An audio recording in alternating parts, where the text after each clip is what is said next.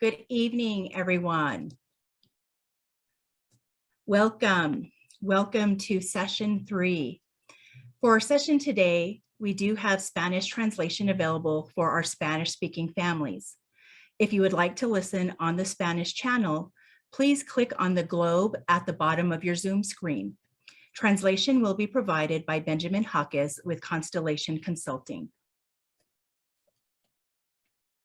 I'm Krista Martinez with Constellation Consulting. We are pleased to assist the New Mexico Children, Youth, and Families Department with the 2023 CYFD Resource Family Conference and virtual webinar series. This event is funded by New Mexico CYFD, and our live sessions will take place each Thursday evening in April. For more information about the Resource Family Conference and our upcoming presentations, please visit our website at cyfd.org, Resource Family Conference. Today's session includes a welcome by Interim Secretary Teresa Casados, followed by a keynote by Marcia Baker-Hinds. Following Marcia, our Quality Parent Initiative panel led by Harrak. Also for today's session, attendees' webcams and microphones have been disabled. If you have a question for today's presenter or panelists, please use the Q&A function within Whova, and we will address as many questions as time allows during the panel discussions. Also, any materials provided by today's presenter will be posted as part of this session within the event app. Following today's session, we appreciate if you take a few moments to complete our session feedback by clicking Rate Session in the session of the Whova app. You can also access session feedback in the survey section of Whova. For those who would like to receive a certificate of completion for this session, you will receive an email with a link to request your certificates. If you need assistance during this session, you can email me at krista@constellationnm.com. Please utilize the Q&A feature or the Ask the Organizers feature within Whova. You may also try emailing us directly. You can view complete bios by visiting the speaker's page for this session. To kick us off, I'd like to welcome Interim Secretary Teresa Casados. Interim Secretary. Great, thank you very much. I appreciate the opportunity to be with you guys tonight. I just wanted to introduce myself, and I thought this was a great opportunity to do this. I'm Teresa Casados. I serve as the Governor's Chief Operating Officer. I've been involved with CYFD most recently on a Tiger team as we really look at some of the areas that we're working on and try to work on transformation of the agency to meet the needs of our constituency, and most recently was appointed as the acting cabinet secretary while we conduct a search for full-time cabinet secretary and leadership at the department. So I'm excited to be here with you guys this evening, and just to kind of let you know some of the things that we're doing. For those of you that don't know, we had a listening session a couple weeks ago for resource families and providers. Because it's really important to us to understand the needs that you have in working with our department. So you guys are all incredibly important for us in the work that we do every day to meet the needs of the kids and the families. And we couldn't do this without each and every one of you. So I first wanted to say thank you for all of the work that you do for kids in the state of New Mexico, for the resource families, and for being a partner with CYFD. You'll be seeing over the next couple of weeks and even in the next few months changes that we're making, which hopefully will have positive impacts on the work that you do.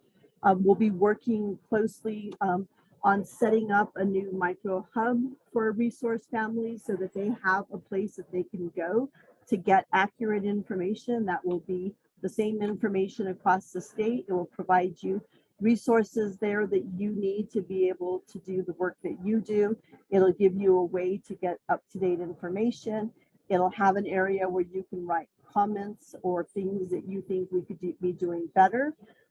It'll have an area for question and answers that'll be searchable. So if you have a specific topic that you're looking for information on, you can search for that.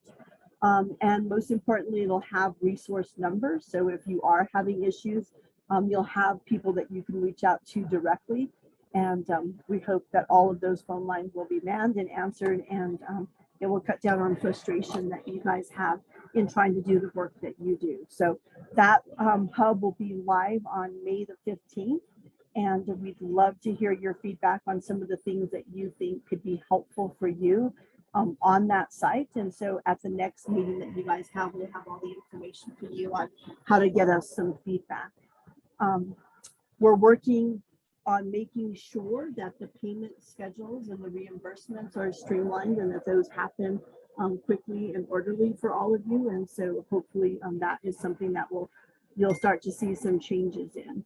And then we just really want to increase and have better communication with all of our resource families and resource partners. And so we're working on what that looks like within the department as well. So I'm here, I'm splitting my time between the governor's office and CYFD, and I'm available if you have questions or concerns or just want to set up some time to give us ideas. I'm available to each and every one of you. So thank you very much for letting me share a few moments of your evening with me tonight. Wonderful. Thank you so much, Interim Secretary. We really appreciate you being on and sharing that information with us. With that, we'll go ahead and move forward on the agenda. I'd like to welcome Marcia Baker-Hinds. You can read Marcia's full bio on her profile. Welcome, Marcia.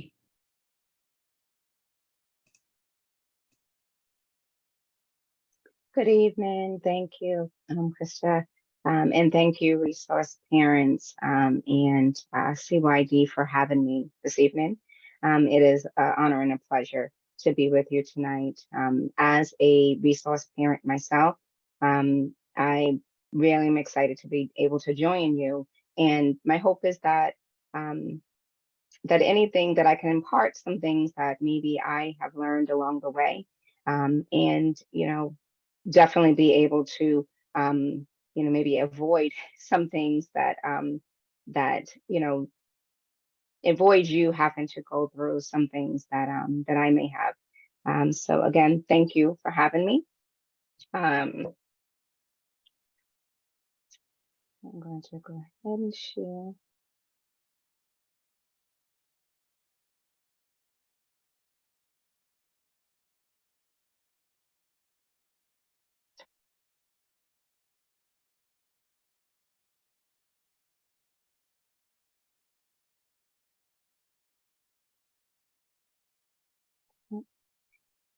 So today's discussion is definitely about going the extra mile and how, as a resource parent, that tends to be the norm, whether we think of it or not, that we do go the extra mile. So we will, that we are to think of ourselves as more than just a safe haven, that yes, we are providing a safe place for a child in the interim of when they're working on, the parents are working on them being able to reunify.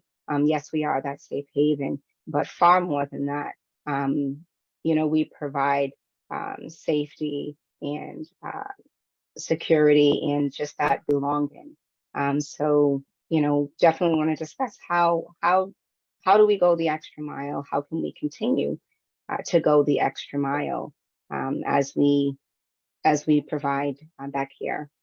So we're going to discuss kind of the hows and whys. So how do we go the extra mile and why do we do it? And then what more is it that we can do to continue to provide the best care possible for our children so that they have the best outcomes possible? And then not to forget about, ourselves. How can we continue to maintain the few levels to go the extra mile and beyond?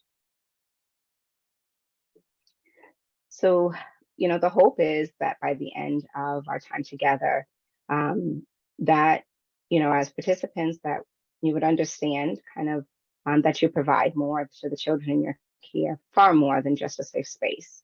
That we would talk about identifying ways in which we go and could go the extra mile as a resource parent. And then we'll talk about fostering strong partnerships with all the different people and parties that are pertinent to the children in your care and their prospective plans. And then again, understanding the value of self-care, especially as a resource parent, and that we would make a committed effort to kind of put that into practice. Definitely better said than just done. And though self-care is the last part of our discussion, it is our hope that each of us would begin to put it first in our lives going forward. Being a resource parent is so rewarding, but truth be told, many of us started this journey knowing that the road may not always be smooth. I saw this quote and it very much made me think of life as a resource parent. You have the ability to look at the road with rocky terrain and say, I bet my car can go through there. It may seem a bit unsteady at times, but it'll make it. You didn't choose this path because it was easy. You chose it because of the difference it could make, and many have or will benefit from choice. So what is it that we agree to when we commit to being a resource parent? So this may look familiar to most of you as it is outlined in the Resource Parent Handbook. So when saying yes to being a resource parent, you agreed to treat the children with love, respect, and dignity, respect the culture of the child and the culture of the family. You agreed that you'd be knowledgeable about the child and their youth development, trauma, parenting. You agreed to that you'd be willing to build relationships with that child or youth and their family. You would agree to advocate for children, youth and their care in all the aspects of their lives. And then the agreement was, and the responsibility was, to support the reunification of the children and youth with their families. So while those describe the standards, we know that there's far more that we do as a resource parent to ensure the children in our care have all of their needs met, as in going the extra mile. So what does going the extra mile really mean? Well, Webster describes it as to do more than one is expected to do. I don't know, I'm pretty sure that every one of you do far more than what is asked, because it's what is needed. And as a parent, we just step in and we do whatever is needed for our child's needs to be met. So go above and beyond, to exceed requirements, exceed expectations, and to go above the call of duty. Does this sound familiar? I'm sure for many of you, it's just your norm. And I applaud you, because what you do is nothing short of amazing. And if no one has told you lately, I want you to know right now just how much you are appreciated. And the fact that you're here tonight shows your commitment to always seeking to do things greater. Just know that even in the most trying times, your efforts will never return void. It may seem so in the moment, but the seeds you plant will flourish one day.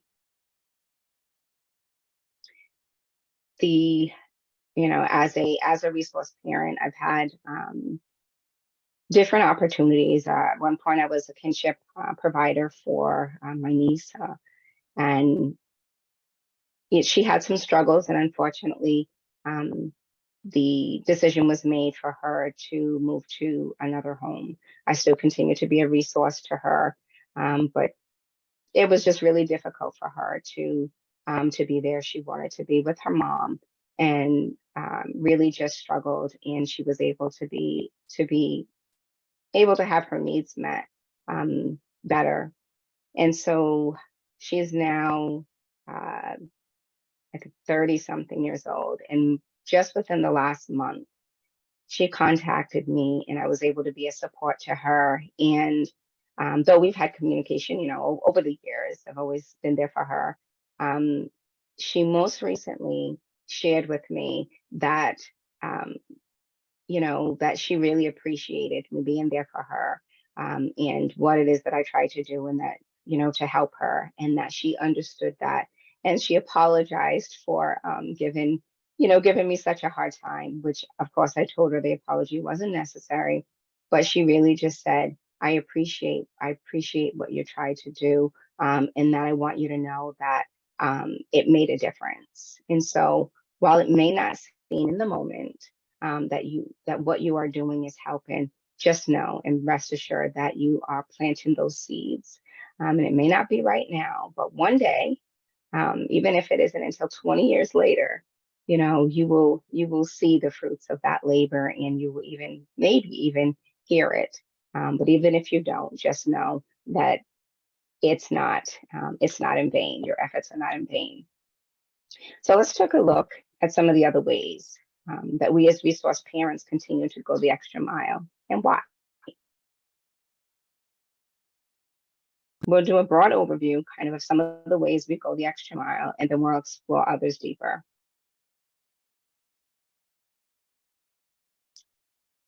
So going the extra mile, while we know we don't always get the opportunity to prepare everything in advance, because often a child or children arrive soon after a phone call. However, there are still things that we can do that isn't necessarily written in a guideline.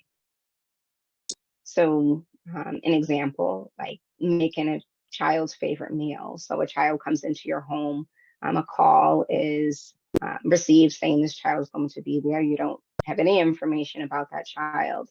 However, when they do arrive, if you begin to ask them about some of the things that they like, and they, maybe share, that on that next night, being able to provide something that makes them feel comfortable. When possible, taking time out of work to support that child or the child's transition into your home, obviously will help them to make them feel better. Having age-appropriate toys or stuffies for comfort, night lights, cuddle blankets, and books, and possibly a frame for pictures of a child's choice. So maybe they come with some pictures, or maybe you can help them along with their worker to be able to obtain some. Again, that this is just showing them that you value the things that are important to them, or that you see that they have things that are important to them, and that a transition can be difficult. Anything that's going to help them to make it more smooth is going to help and go a long way. Going the extra mile, again, advocating for the child's needs, all the different ways in which you let somebody know that there is still outstanding needs for this child, the ways in which you continue to advocate is going the extra mile. And then maintaining strong partnerships with the worker to support that child and the reunification efforts.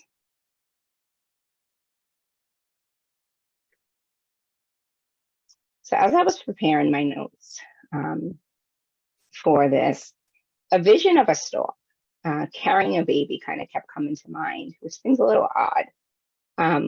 But with that notion of a stork, a baby just kind of appears from the air. And every child comes from somewhere. And we as resource parents have an important responsibility. We know that the notion, first of all, is fictive, right? But do we really?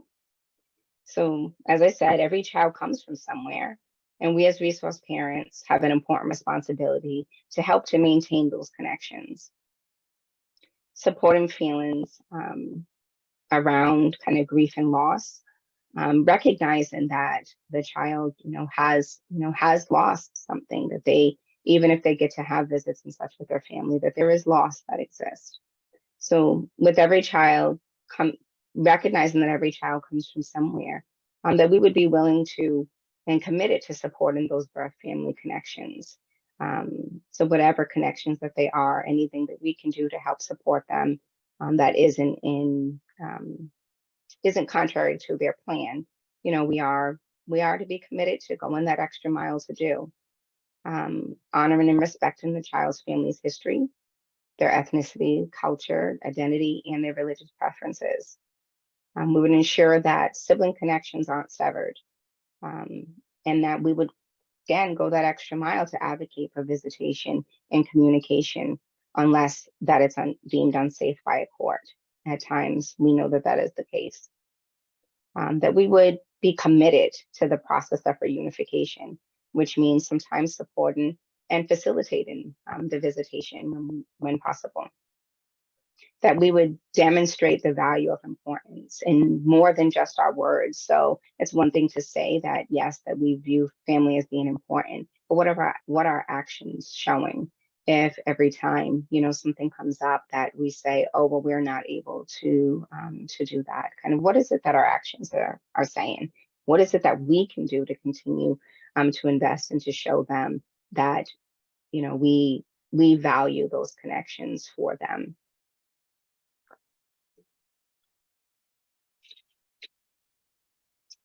I don't know about you, but my own siblings can drive me batty. And watching my children bicker with one another at times is a whole other story.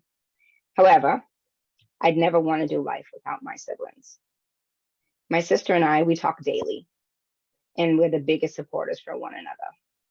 However, get us in the same room and stay for more than a few days, and one of us ends up cutting the trip short. But then we go right back to being that constant for one another. Barring any unsafe situations or orders from courts, we have to go the extra mile to see that siblings in our care, separated or together, get to experience the love and connection that we see in this picture here. So this quote, siblings will take different paths in life, may separate them, but they will forever be bonded by having begun their journey in the same boat. So we can't deny their history. Their history is together. And keeping in mind that there are times that siblings have even been in a parental role. And oftentimes, you know, placements are able to be found for younger children. And the older children oftentimes go into group care. But I don't know if enough emphasis is placed on the fact that not only is that older child missing their siblings, but this is the person that cared for them the most. You know, at times they were the caretaker. If the parent in the home wasn't able to care for them, they're looking to their older sibling. And that loss that is, you know, that is not there is greater than people are just looking at it as it just being, this is their sibling. So when, as a resource parent, we have that, you know, we have a responsibility to them to continue to go that extra mile and to make sure that those visits are being maintained, to make sure that they are, that just like parents have their visits and that they are contracted to have X amount of visits per week, per month, that siblings just as well are to have those visits. And they don't necessarily have to just be, you know, when they're visiting with the parent. You know, get to know the other foster parents. Ideally, siblings would be able to be placed together. But we know that there are times that, you know, whether it's family size, whether it's maybe they're just not able to be accommodated together, that as a resource parent, that you would be even committed to getting together with other resource parents so that it's outside of the realm of a, you know, particular case plan, that the caseworker is the one who is setting up the visits, that you would be empowered to set up those visits with another foster parent, with another resource parent. I can remember I encountered a family. It was a large family set of 7. And this is professionally, I was working with them, and the bond that the foster, that the resource parents had together was amazing. That they met in the courthouse, for one of the case hearings, and they just they connected and they committed to keeping the bonds for those children. And so, whenever that is possible to be able to do that, you don't have to wait for the caseworkers to kind of initiate that in their best of efforts. Sometimes things just, you know, slip, in anything that you can kind of do to kind of bring things to the forefront or make it easier is going to go a long way, especially for the siblings. So what are some other ways that we could continue to go the extra mile?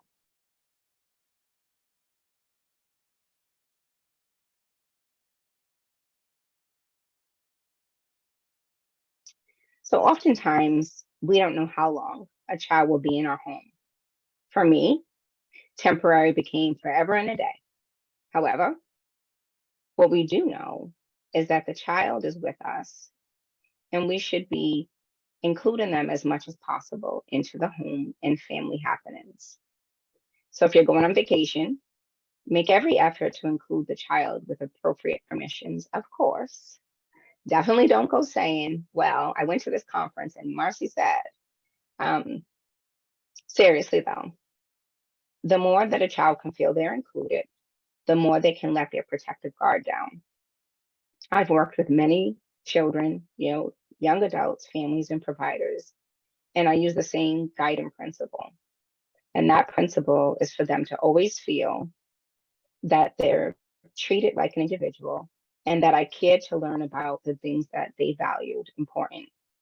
At the end of the day, they may not remember exactly what I did for them, but my hope is that they'll never forget that they or their concerns were valued.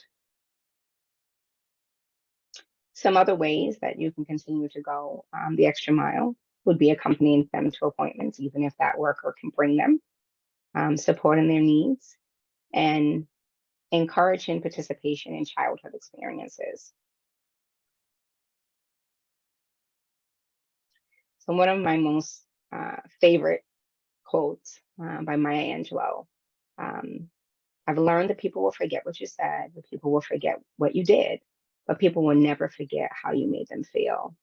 And again, as I mentioned, that, anyone that I'm working with, I want them to know that that I value them, that they are valued, that the things that they do are important. So how we treat and relate to others matters in a big way. And as we push forward, applying everything we know to help the children, we have to really understand that no one person can do it alone. We need to foster strong partnerships. And I know it's not easy. It's easier said than done sometimes, but it is an absolute necessity.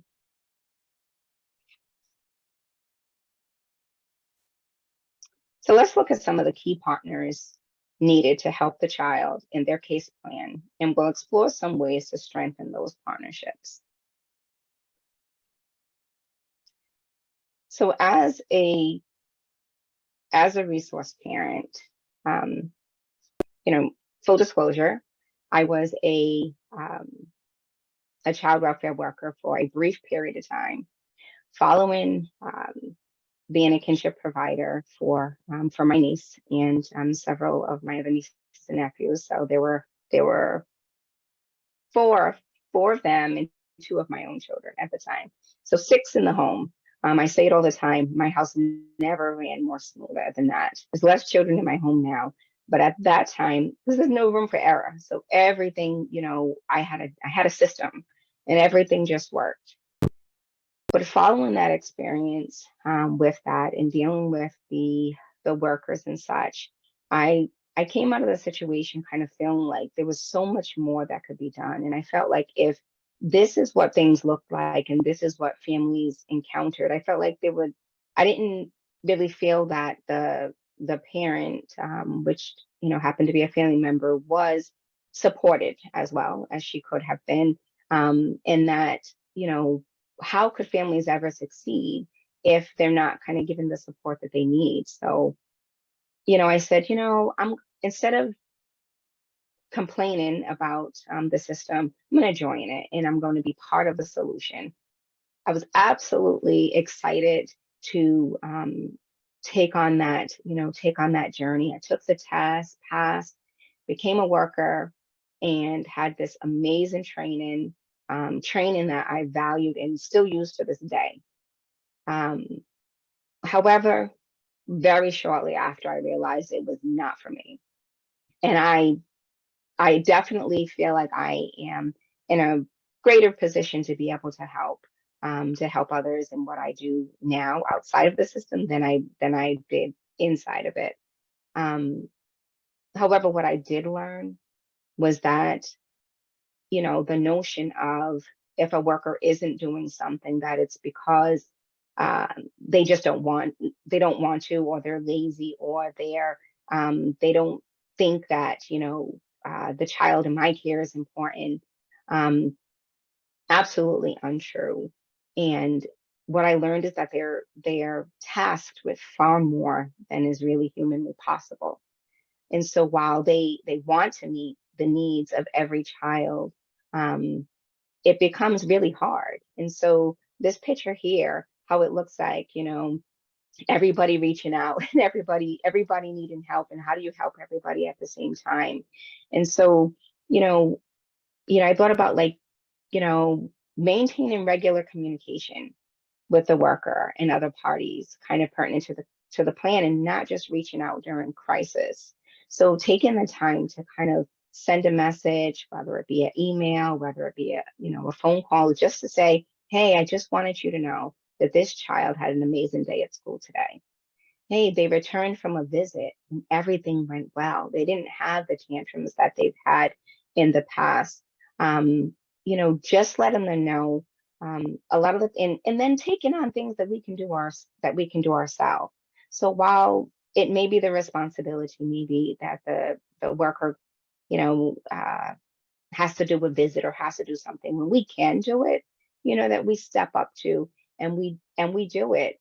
And then when we do have to reach out when something is really going wrong, they know that it's wrong, because they know that, hey, Marcy normally will, if she can figure it out, or she could do it, or she has, the resources, she knows other places to kind of reach out to, she will do it. So if she's reaching out, there's really something wrong. It enables that. And then you develop that relationship with the worker, like partnering with the worker, partnering with the child advocates, the school officials. Like, all of those things are going to make the difference in how that child does overall. All these relationships, their clinical support team, the value that it has for that child and for the family to be able to succeed is, you can't put anything on it. And again, like I mentioned before, it's hard. It's hard sometimes, even with the birth family. So, I say I have two adopted little ones. Well, they're not little anymore. They've now been with us for over 12 years, which seems crazy. The time just flies by. There was 6 months, and well, they were 7 days old, and one was 18 months old when they came to be with us. The parent definitely, was a young parent herself, and struggled. And so no matter what we did, everything was wrong. I tried to partner with, I utilized everything that I knew professionally to work in this situation, and, was kind of like, okay, I know what to do. Why isn't this working? But at the end of the day, what I can look back in retrospect and realize is that this parent, the loss that they have, and that, they're trying to control something in a situation to where they feel they have no control. So for instance, our while we were fostering, the foster parent decided that, well, no, you can't take pictures. You can't take professional pictures of the child, because they did the first unsupervised visit on Easter. And they told us on Friday that on Sunday would be the first unsupervised visit. We had plans and such. And so while, of course, we supported visitation and supported reunification, it was just like, okay, how is this starting now? Like, why is this? We were notified 2 days before. So we said, well, we had, I was going to take them to take their picture. Could they be back by a certain time? And so the parent just decided, well, I don't want them taking pictures. And from that time forward, decided no pictures can be taken of the child. While it seems so odd and so like, how can that be? How could that even be possible that a parent could stop that? I certainly honored their wishes in not having professional pictures taken. However, I did take pictures because you can't get that time back. So as a baby growing up, you can't go back and snap pictures now when they were 6 months old, because now you have permission. So being able to, like, within reason, and then, understanding, like, while I didn't understand it at that time, but being able to understand that that was just a hurting parent and that they're trying to find control in a situation where they feel like they don't have control. So we've been doing, working with this parent for over 12 years now, and, ups and downs. And there are times that I say, okay, I'm doing this out of the love that I have for this child. I'm supporting this, even when it's difficult, because the parent will, like I said, everything that is done is wrong. But it's still worth it. Despite being difficult and being hard, it's worth it. And for our kinship resource families, it's a whole other level. And definitely my hats go off to you, because the navigating all the different relationships. So maybe you're navigating your relationship with your sister, and now you are a kinship provider for your niece or nephew. And so you're maintaining that relationship, and then still trying to, do the best that you can for this child. It's not easy. So definitely continue to get the support that you need to navigate all those relationships. And it will give you that power and that strength to be able to continue to go the extra mile. So now you've created these great partnerships, right? So you are making those efforts. You're doing the things that you can do to strengthen those relationships. You're reporting, things that are going well, other than just when things are on fire. You've created great partnerships for the child, and their plan is truly supported. Awesome. Let's celebrate. Wait a minute. Have we forgotten something in this picture? What about you? Taking care of others, especially our children, can take its toll, and our few levels can be depreciated and depleted. So what do we do?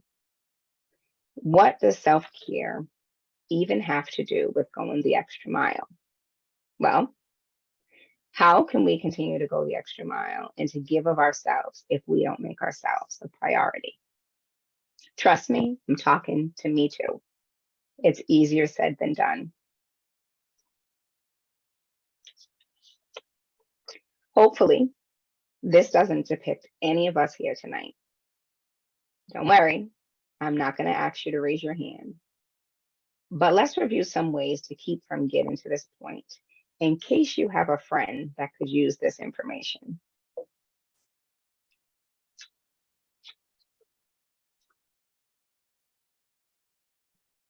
So your needs matter too. Most of all, your needs matter too. And it's very easy for us as parents to put our needs aside to make sure that the child always has it. So you look at this picture, and if you've ever been on an airplane, they tell you to secure your mask first. As a parent, we're always doing for everyone else first. So it might seem odd to be like, why would I secure my mask and my child is here? I have to take care of them first. But if you don't take care of you, then who is going to take care of anyone when you're down and out of commission? Prioritizing yourself is okay. And it's okay to ask for help when you need it. Utilize respite. rely upon your natural supports. That's what they're there for. I'm sure that this information is not breaking news. We all have heard of it, but why don't we do it? How do we begin to prioritize ourselves so that we can continue to be the strong advocates and support for others?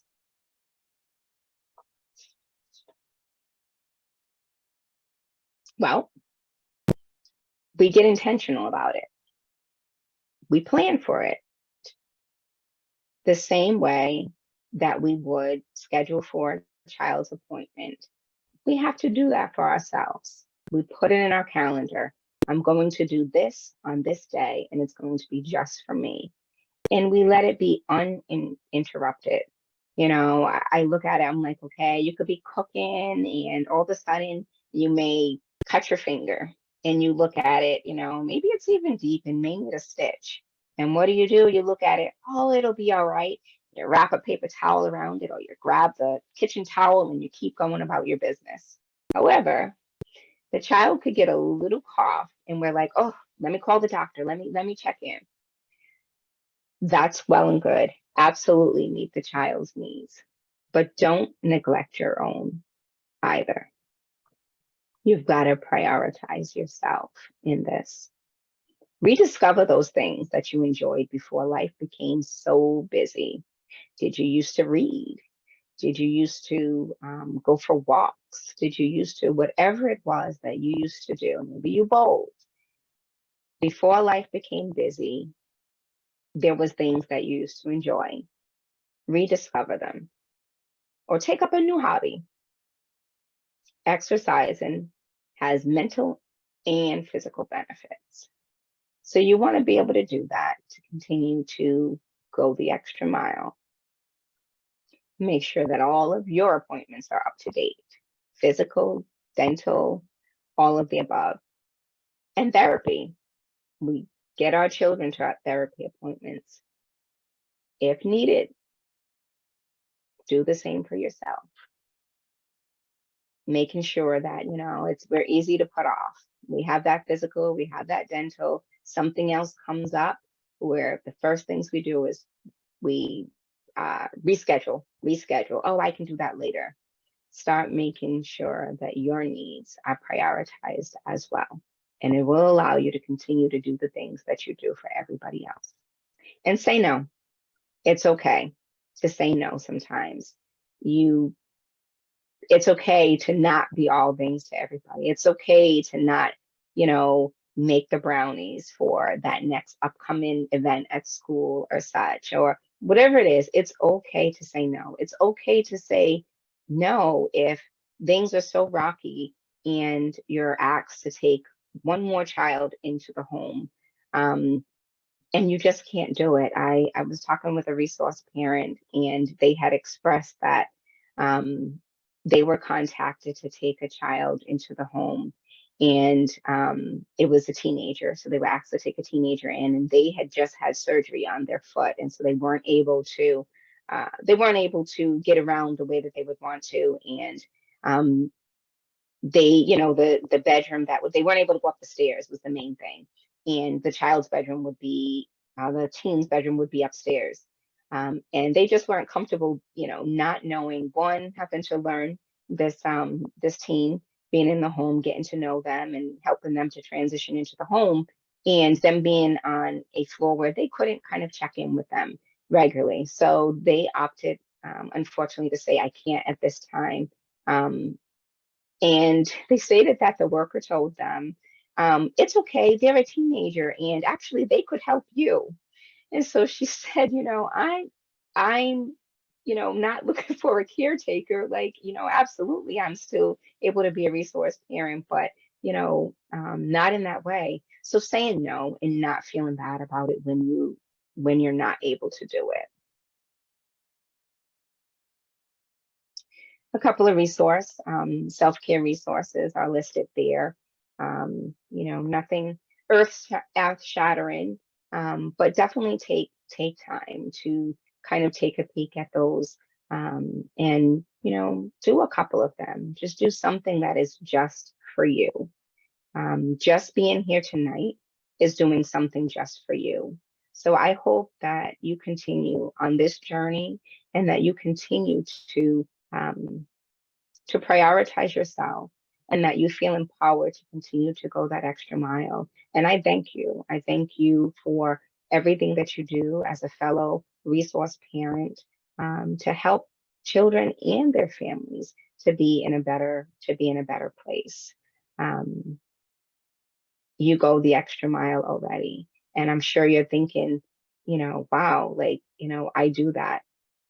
Kudos to you. Understand that what you do is nothing short of amazing. Everything you do has value. You are much appreciated.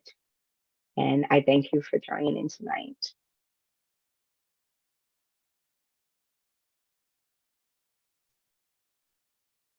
Wonderful. Marcy, thank you so much. I want to pull a question from the Q&A session. There's a question that asks, when do you know you should go the extra mile or not?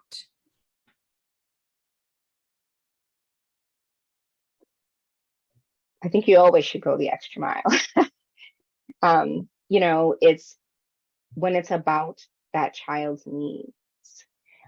First and foremost, that you're putting their needs first. And so if you're being asked to do something that is meeting the needs of everybody else and that child's needs is not being placed at the forefront, I think that should give you that indicator as to whether or not that this is something that, should be,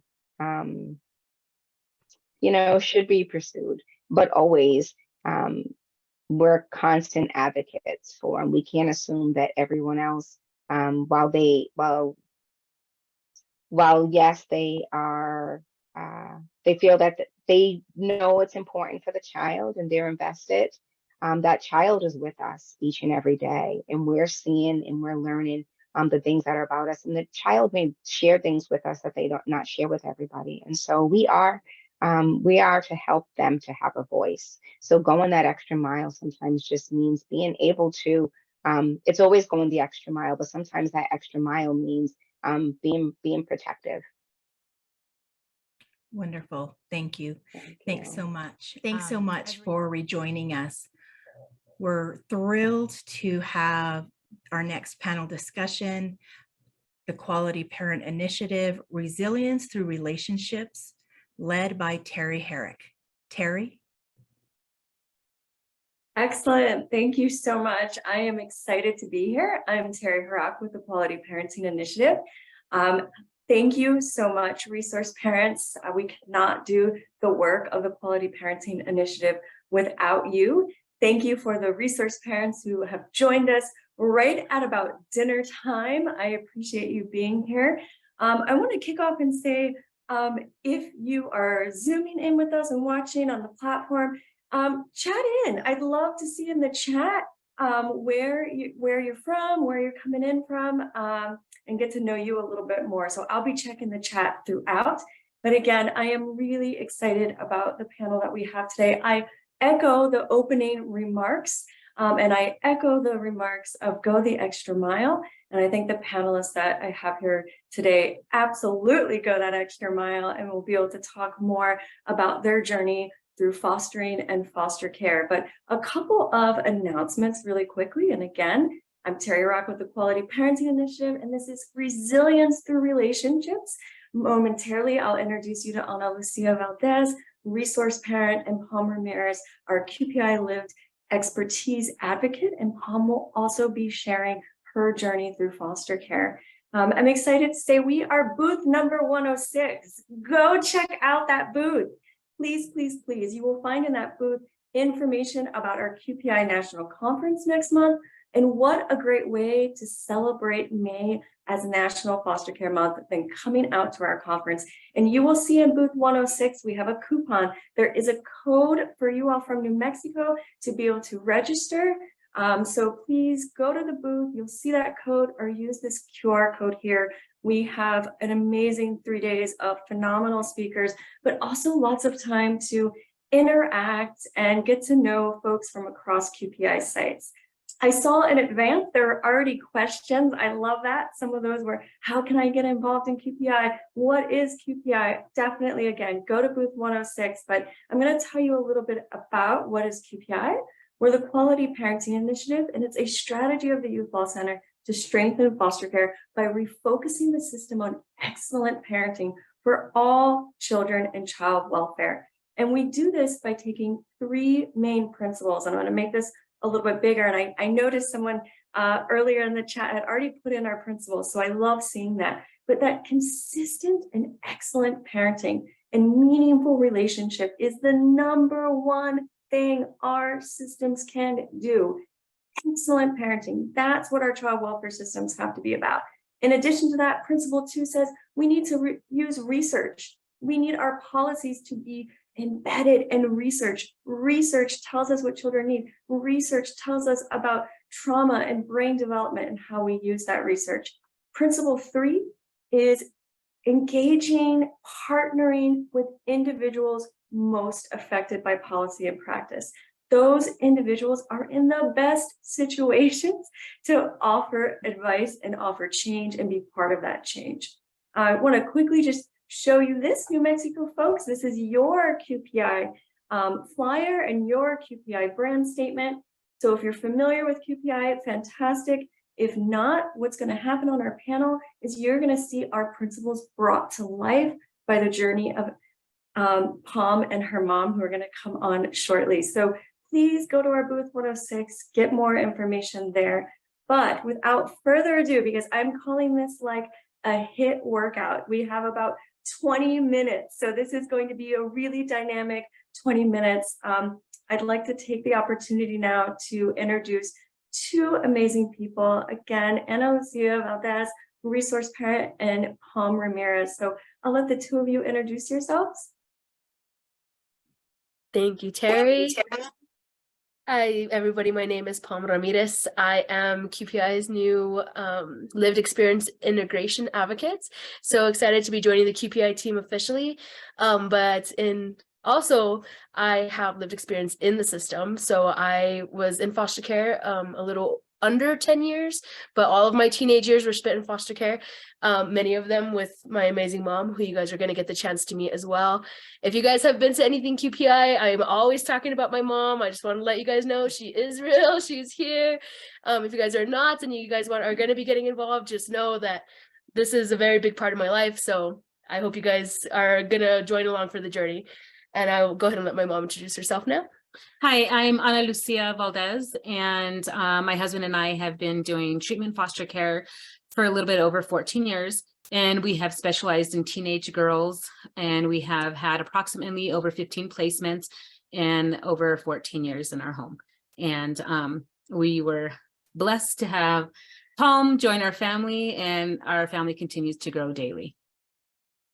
Oh, absolutely beautiful. And I can't wait for everyone else to hear more about this journey that I've had the privilege to hear about.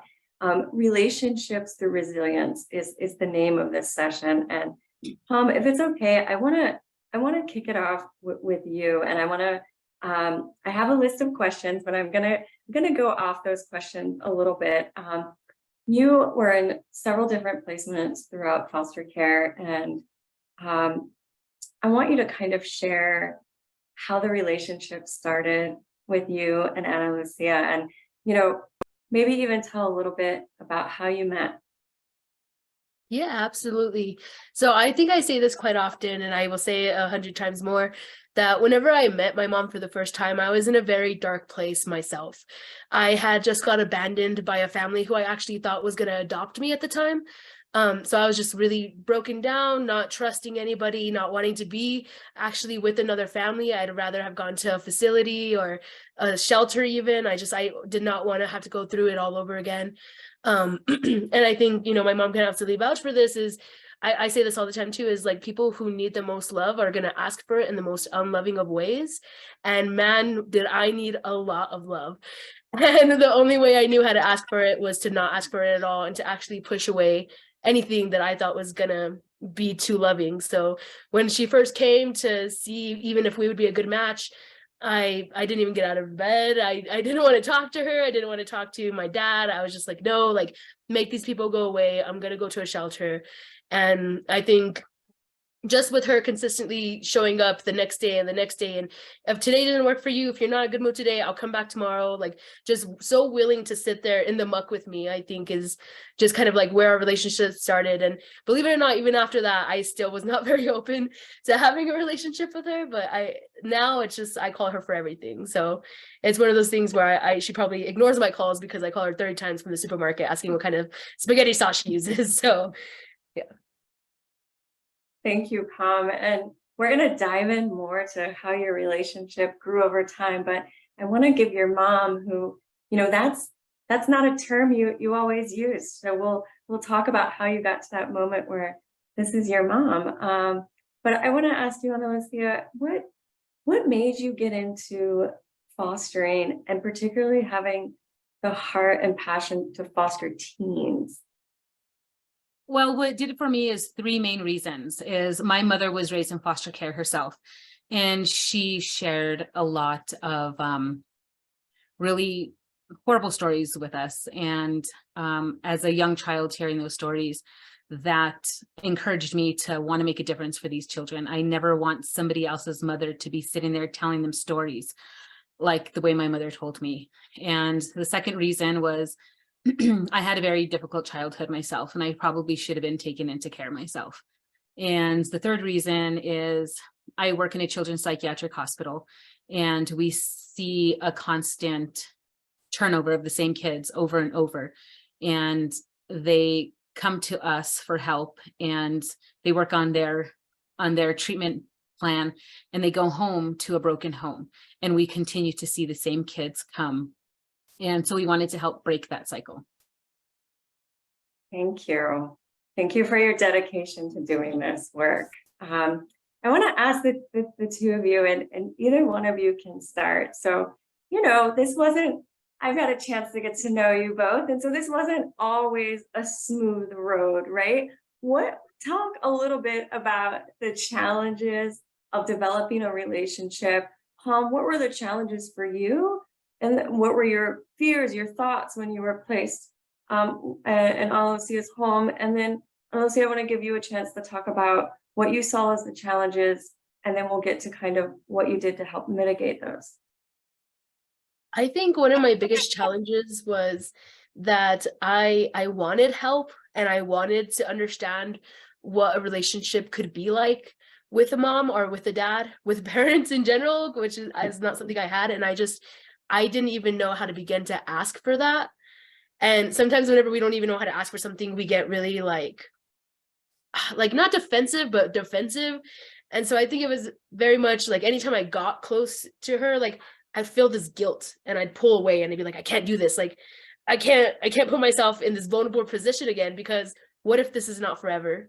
What if I learn all the rules of this person's house? What if I learn exactly how they want me to be the perfect daughter, and then I'm back in the system and I don't have a mom? Like, every time I tried getting close, my head was like, don't do it, jump away, get out of there, run while you still have a chance.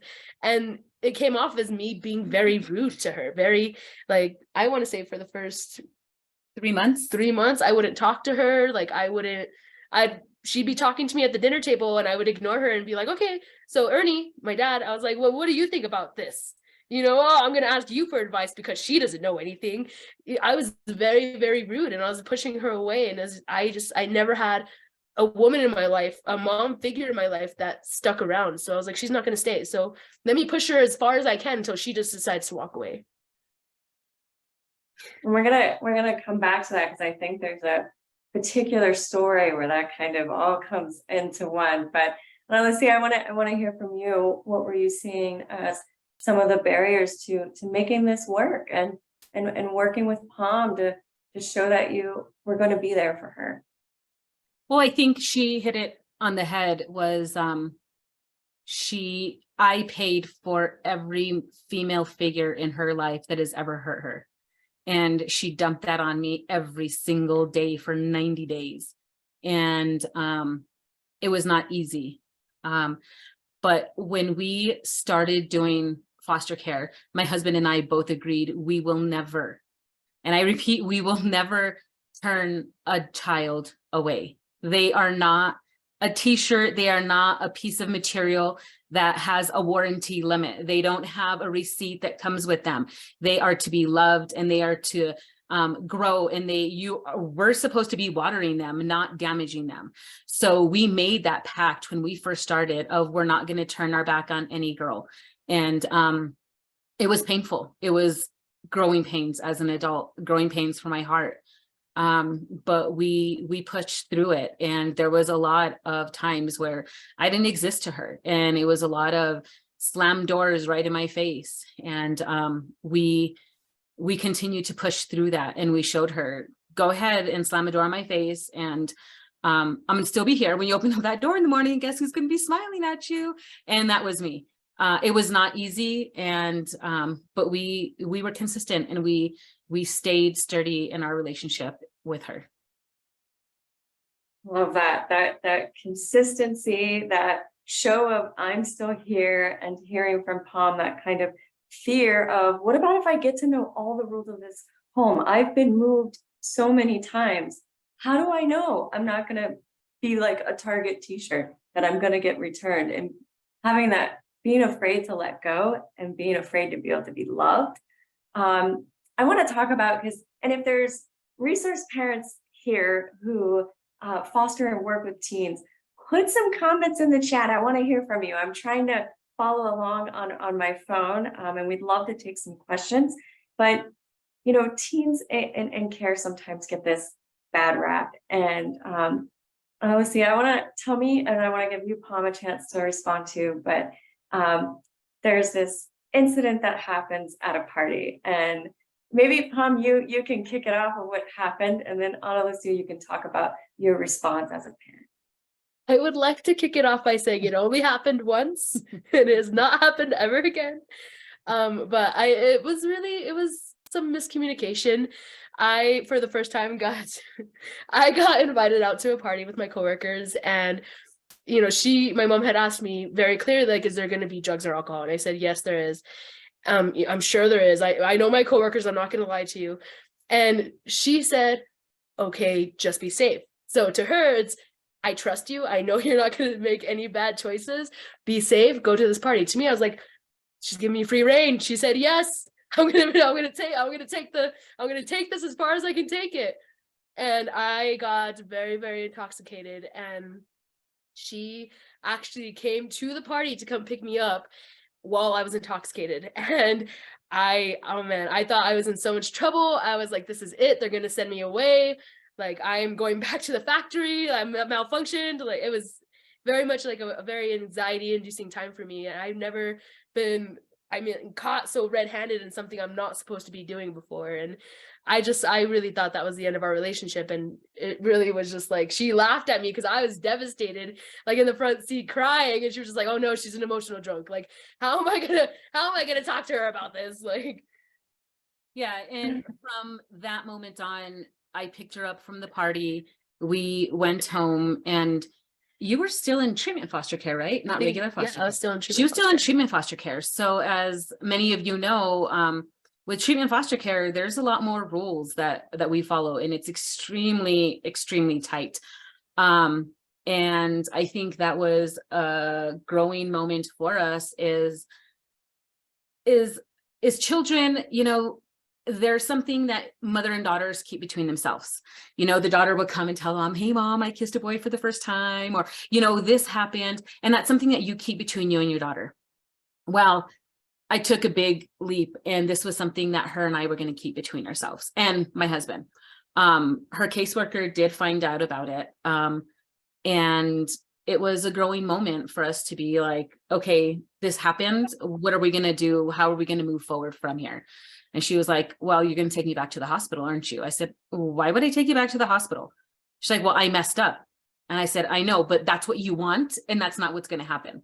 So we went home. I told her, get your behind upstairs. I don't want to hear any crying, no throwing up. If you throw up, you're going to clean it up. And the next morning I heard Spanish music playing, and she was making tortillas. And she was like, because this is what you do when you go out partying. This is what my mom would do. She would wake up the next morning and make us food. And it was something that we discussed and we moved past it. We didn't continue harping over it. And from that moment there was a little bit of trust that was gained that day. And I wasn't the big bad witch anymore. I could have been mom, and little by little, we started working on that bridge. I think what I really loved about the whole experience was like, whenever I was like absolutely devastated, how you were just like I don't understand why you're so like devastated about this. Like, this is normal. Like, this happens. Like, yeah, this is not ideal. Like, absolutely not. But even I've done this before, I've had my fair share of getting in trouble for this. Like, now it's your turn to get in trouble. And for me, getting in trouble was such a bad thing, because I was like, once you get in trouble in a foster home, like you're gone. You have to leave. You can't stay in that foster home. They're not going to want you. And with her, it was just so different.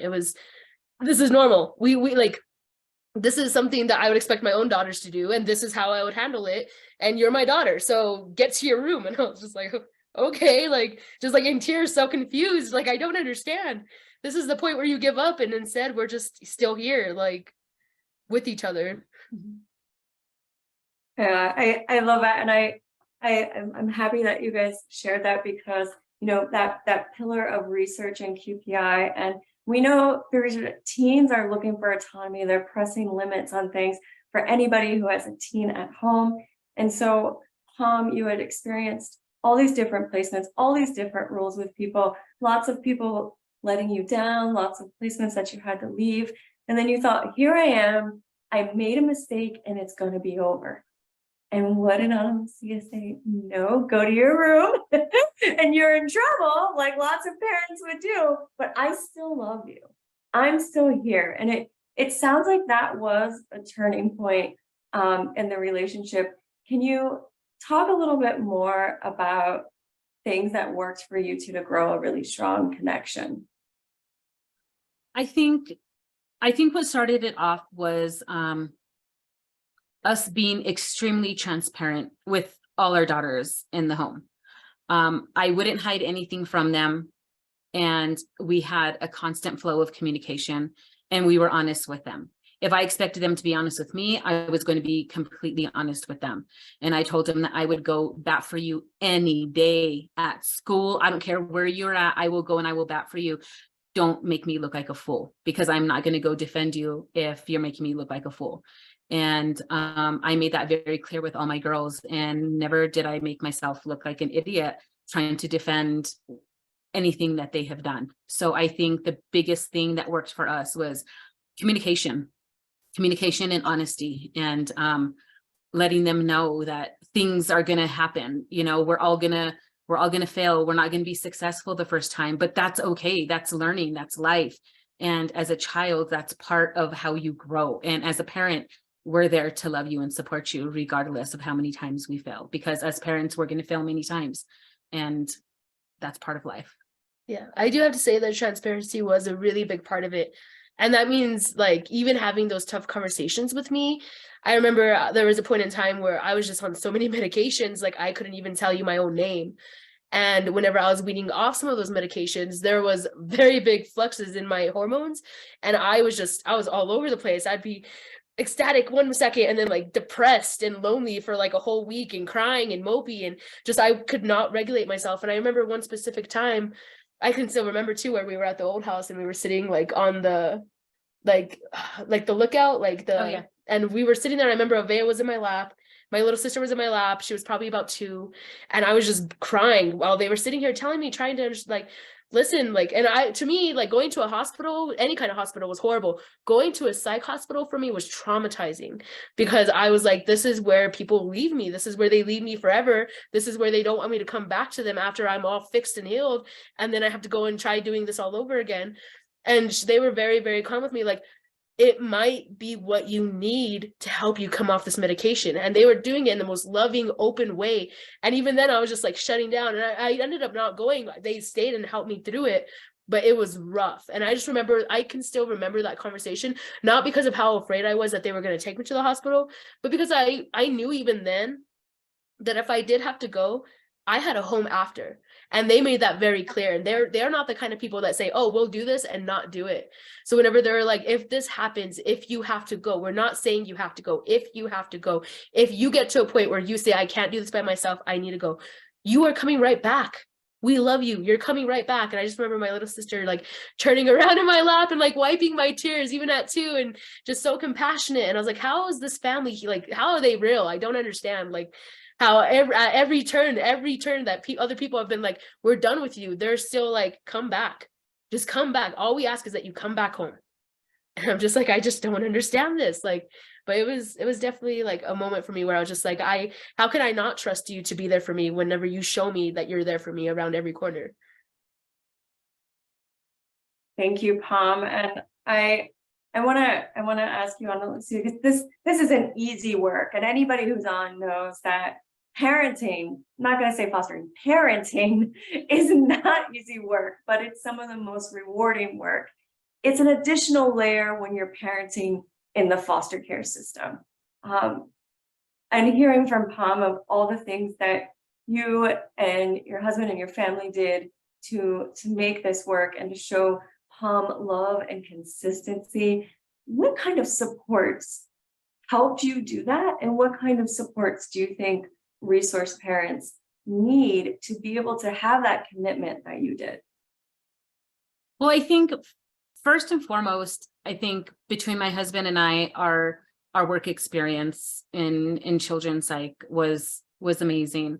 And the desire to actually want to do this, you know, sometimes we have children and they're not exactly planned, but we still have children. But with a resource parent, this is something you have to have an intention of doing. It's just not a part-time thing. It's not just working at McDonald's. You have to have a desire for it. And I think for us, having the support of family, that every time we'd go eat at grandma's house, oh, who's our new granddaughter? Introduce us, who's our new family member? And it was just a constant flow of girls, and having the support of a family was amazing. And another thing is, recently in the last couple of years, we've benefited a lot from social media and support groups that social media has put out for foster parents. And it's just a sounding board for us to express our concerns and ask questions. And that has been an amazing support system for all of us foster parents together, just to realize that we're not alone in this. And a lot of people have experienced the same things. So, and we encourage each other a lot, because there's a lot of frustration, and we help push each other to stay doing this and encourage each other. Love it. Thank you. So that support groups, having support of family and your community, is there anything particular that you think that the system could provide as a support? You can hold on. You can hold on to that one if you want. You can keep thinking on it, or if there's no. I think consistency, and having them realize what type of work we actually do. Because we have had, our home is just an open home, and we have had so many caseworkers, so many ICWA workers, so many people come through our home, and they just kind of dismiss it as, you know, checking off boxes. And that's what we are to them, is just another check mark. And it gets really, really exhausting seeing that we're just another check mark to the organization, to the department. We're I think support and consistency would be phenomenal. I think that's a good answer, and I think that's the model of what you get youth who come into your home. So thank you. And as we wind down with our time, I just want to get to the point where, you know, we introduced you both as, you know, this is Pam's mom, which is an absolutely beautiful thing for a young woman who came into care and moved so much, thinking, I may never have a mom figure. I may not know what that love and connection is like. Pam, can you talk about the moment where this kind of all started to happen for you, where You talk about, getting that 18th birthday and the fear of leaving care, and then calling your mom on one of the worst nights of your life because it was the only number you had memorized, and it was Ana Lucia's number. Can you talk about that? Yeah, I think that most young people in care, and I think this is going to be a frustrating point for any new foster parent, any foster parent that's been a foster parent for a long time knows this feeling. Resource parent, sorry, I always forget the change. Resource parent, but once a young person is about to be 18, no matter how good they're doing, no matter how on track you feel like they are, there's this stutter step that happens. This, oh my God, I'm going to be 18.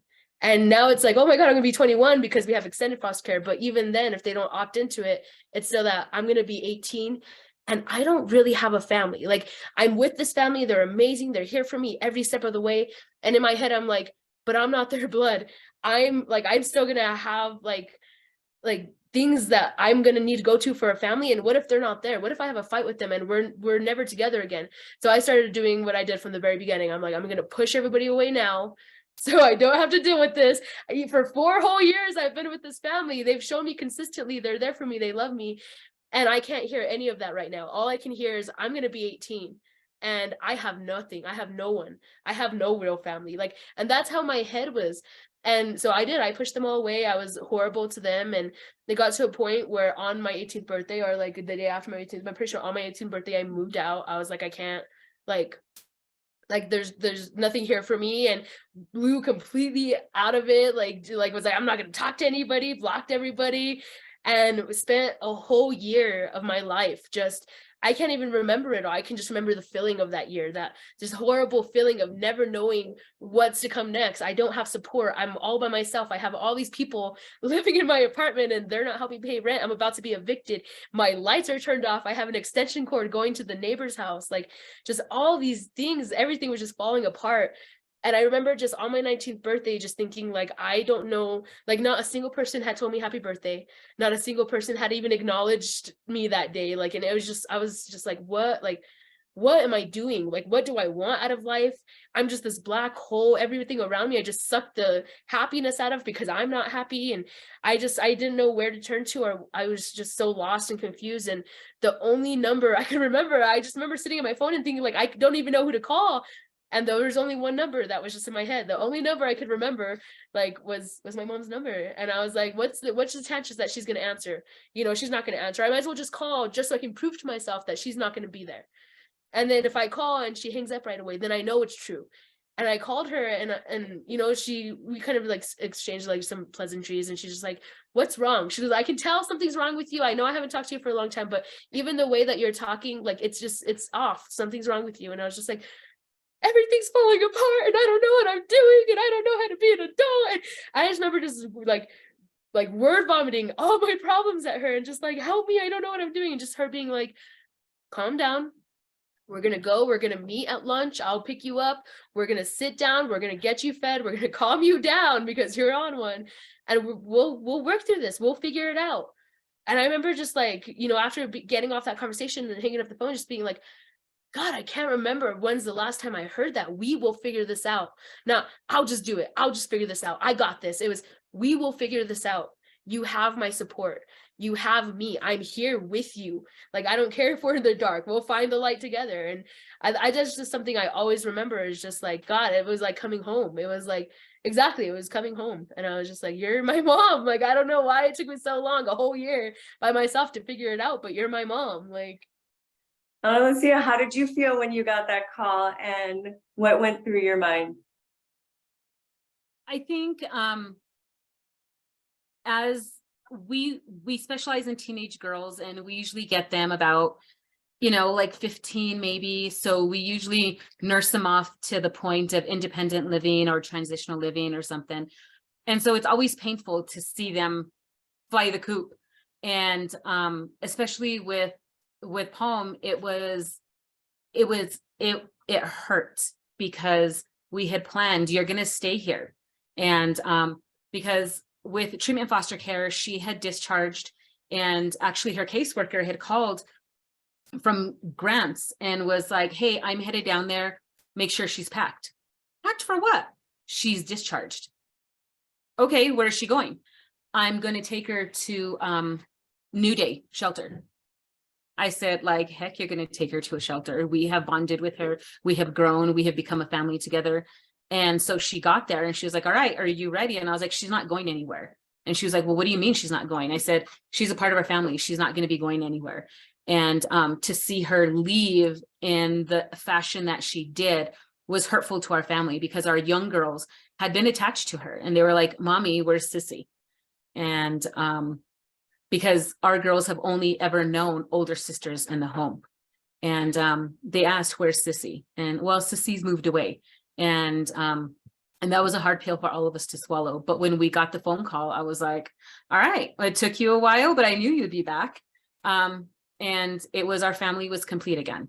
So that's an absolutely beautiful line to kind of close us up on. I knew that was going to be my hardest part today, is like this HIIT workout of relationships. And I love that line, that our family was complete. I apologize, everyone. I hope there's some good things in the chat. I had a little issue with my phone, so I couldn't see that, but thank you to all the resource families who are on. Thank you to my panelists, Pam and Ana Lucia, who really illustrate what QPI is.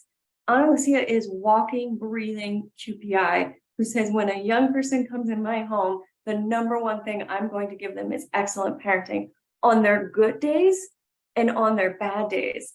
And I just get so emotional about that, because knowing that so many kids in care don't have that opportunity. And so that you stood up and made that opportunity to be like, I'm going to be invested in these QPI values and principles. And I know so many of our resource parents who are listening in today are doing the same thing day in and day out, to work that is not easy, but is the most important work. And you may not have the experience where Palm came back and called and it worked out that Ana Lucia and our family adopted Palm at 24. Many of your resource parents, you'll never know the impact you're having on a young person in your home, especially when you prioritize excellent parenting and relationships for them. So often our systems think about safety, safety, safety, and keeping kids safe. As someone who also grew up in care, I can tell you a young person will never be safe without relationships. They won't be safe at 2 years old, 10 years old, or 43 years old. They need relationships and they need connections with loving, caring adults. So I want to celebrate all our resource parents who are on tonight. Thank you. I thank my panelists. Thank you to New Mexico Department for doing this event. We were very proud at QPI to be part of it, and we are so proud to partner with QPI New Mexico. Krista, I will turn it back over to you. Thank you. Wonderful. Thank you, Palm, Ana Lucia, and Terry for this panel discussion. There was so much heart in that conversation. If you've got questions, Terry will be able to access the Q&A feature on her app. As a reminder, we appreciate it if you take a few moments to complete our session feedback. And for those who would like to receive a certificate of completion for this session, please keep an eye out for an email with a link to request your certificate of completion. Please remember that certificates of completion will be emailed out within 30 days of completing your online request. Recordings of week 1 and 2 sessions are posted in the Whova app. They're available now. Click on the agenda, go to the session that you want to view, and you can view the recording there. Thank you so much for joining us this evening. Please note that a recording of the session will be posted soon, and we look forward to seeing you back next week for our final session with Janessa Garay's keynote in Getting Up to Speed on ICWA and IFPA, and a roundtable conversation with Shelley Begay and Cynthia Aragon. Thanks so much, everyone. Have a great evening.